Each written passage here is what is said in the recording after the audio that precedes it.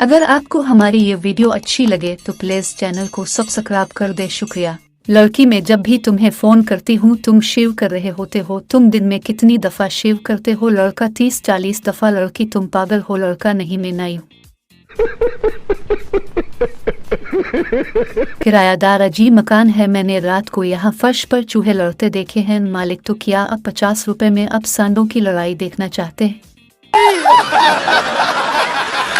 Pappu job के लिए interview देने गया। बॉस तुम्हारी तालीम तो ठीक है लेकिन कुछ सालों का तजुर्बा भी चाहिए। पप्पू जनाब मुझे 3 सालों और 2 सालियों का तजुर्बा है।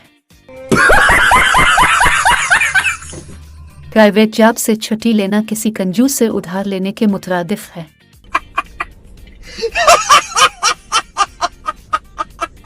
शादी तो ऐसी लड़की से करोगा जिसे टच मोबाइल और मेकअप का पता ही ना हो।